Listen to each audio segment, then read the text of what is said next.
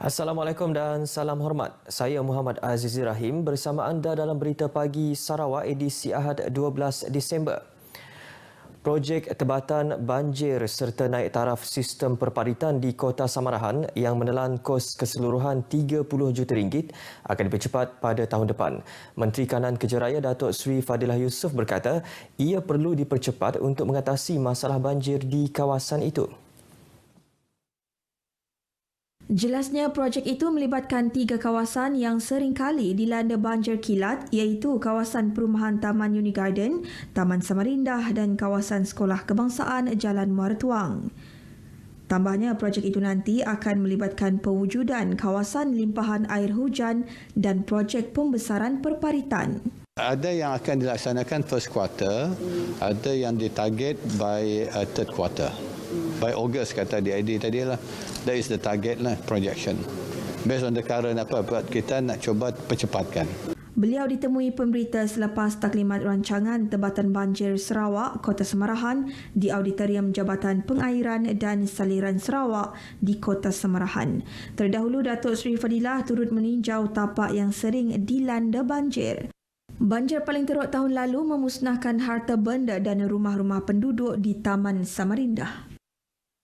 Nyuruh mempercepatkan lagi lah nyampun projek tu supaya kami di Taman Samarindah tu tiada banjir lagi lah. Banjir memang ada tapi mengurangkan.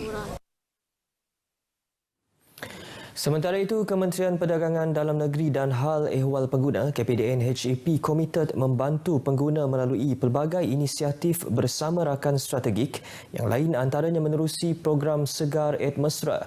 Menteri Bertanggungjawab Datuk Seri Alexander Nantalinggi berkata objektif program itu adalah menyediakan akses yang mudah kepada pengguna untuk mendapatkan produk-produk pertanian dan sejuk beku.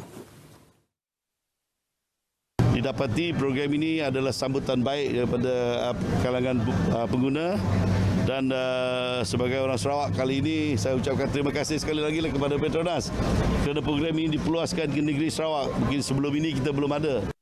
Usaha itu memberi manfaat kepada kumpulan isi rumah B40 dan M40 selain memberi ruang kepada golongan petani, penternak dan nelayan memasarkan hasil pertanian terus kepada pengguna dengan harga berpatutan. Beliau berkata demikian dalam program Segar Ed Mesra di Sibu. Bermula Disember tahun ini, program Segar Ed Mesra dipeluaskan ke 4 stesen di negeri Sarawak, masing-masing di Kuching dan di Sibu.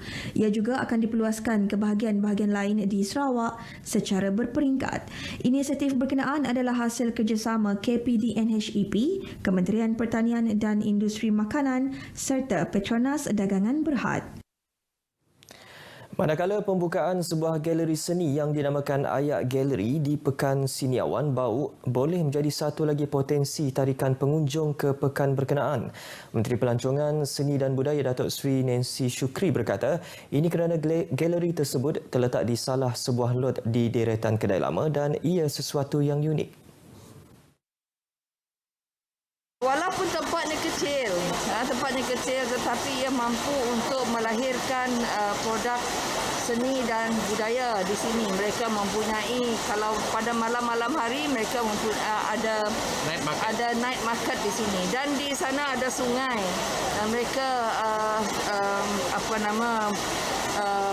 they're developing this waterfront. Jadi kita di Motek cuba membantu mana yang kita boleh lakukan untuk membantu lah. Pekan Siniawan yang terletak lebih 26 km dari Bandaraya Kuching terkenal dengan deretan bangunan kedai lama berusia lebih 160 tahun yang dibina dari kayu belian selain kemeriahan pasar malamnya.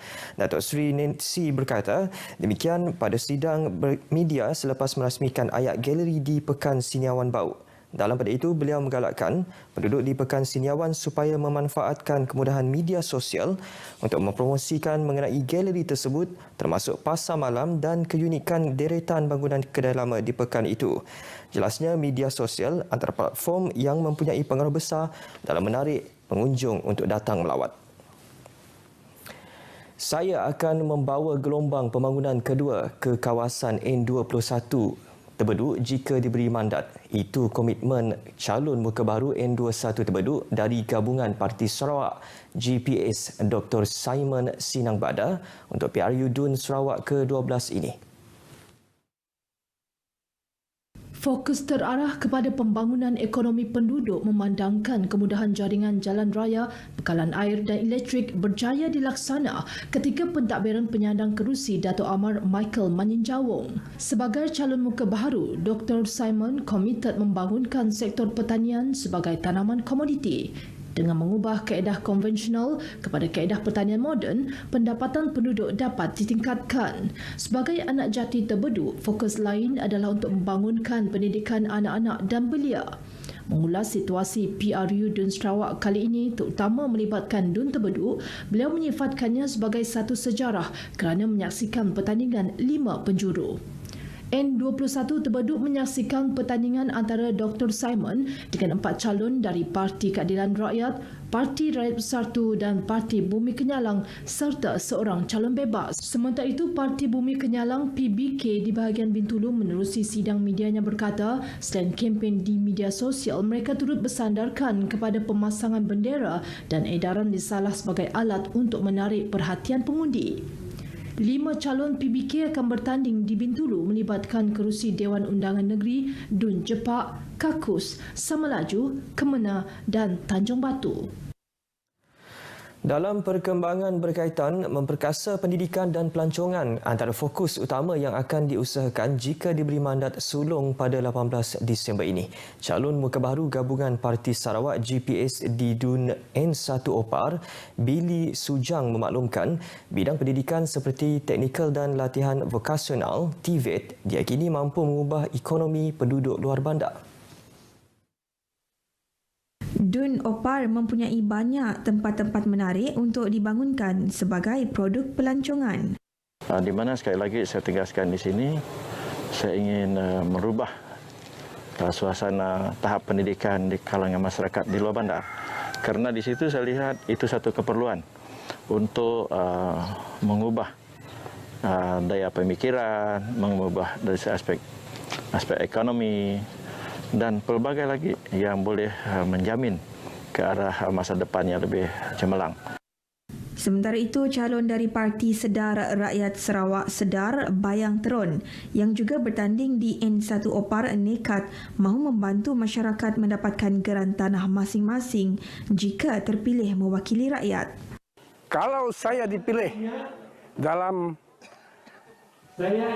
memperjuangkan hak-hak rakyat di N1 Opar ini, langkah yang pertama yang saya ambil adalah melihat kepada rakyat, melihat kepada masalah rakyat, melihat apa yang rakyat mau sebagai satu contoh.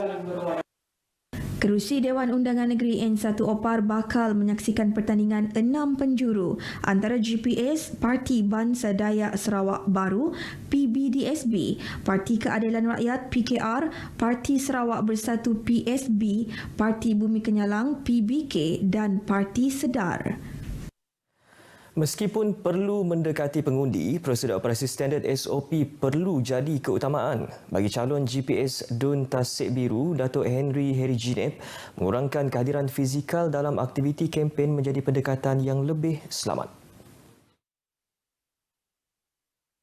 Beliau yang berkempen dari rumah yakin cara itu lebih selamat bagi mengawal jumlah penyokong yang ditemuinya.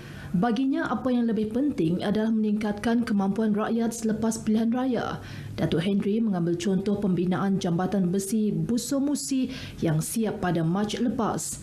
Pembinaannya telah memberi kelegaan kepada lebih 3,000 penduduk dan pengguna jalan sekitarnya. Beliau menghadiri Majlis Mesra Bersama Rakyat di Kampung Seriang Bau, Sarawak yang dihadiri 40 orang penduduk setempat. Datuk Henry menambah banyak lagi projek berimpak rakyat bakal dilaksanakan dan bukan janji kosong. Pelibatan Jabatan Penerangan Malaysia adalah untuk menyampaikan maklumat-maklumat yang sahih dan benar kepada masyarakat. Ia bagi membolehkan masyarakat mengenali fungsi jabatan tersebut sebagai penyalur maklumat dan polisi serta dasar kerajaan persekutuan. Ahli Parlimen Sibuti Lukanisman Awang Sauni berkata, di bawah program Sepakat Ed Community, anjuran jabatan itu, agenda digital ekonomi dihebahkan melalui pusat-pusat internet community yang ada di setiap parlimen. Jabatan Penerangan mempunyai maklumat yang boleh dipercayai dan pada masa sama membawa tema Keluarga Malaysia yang diperkenalkan oleh Perdana Menteri dan Sarawak Ku Sayang oleh Ketua Menteri. Maka saya lihat fungsi Jabatan Penerangan akan lebih dituntut oleh masyarakat untuk menyampaikan maklumat-maklumat. Dan juga saya berharap agar program Sepakat Komuniti ini tidak berakhir begini saja, tetapi disusuri dengan pembentukan komuniti masyarakat bermaklumat. Beliau merasmikan program Sepakat Ed Community peringkat daerah Miri di Rumah Bro Rita, Lambir Miri. Ketua masyarakat yang hadir diharap menyampaikan kembali maklumat tersebut kepada masyarakat. Pada majlis tersebut, beliau turut menyerahkan borang penyertaan komuniti Keluarga Malaysia kepada Tuai Rumah Bro Rita Nyalu. Sekian berita pagi Sarawak edisi 12 Disember. Terus patuh SOP bagi mengurang risiko penularan virus COVID-19 dengan sentiasa memakai pelitup muka dan jaga jarak fizikal meskipun dalam tempoh kempen PRU Dun Sarawak. #KamiMilih. Yang sahih di Berita RTM. Assalamualaikum dan jumpa lagi.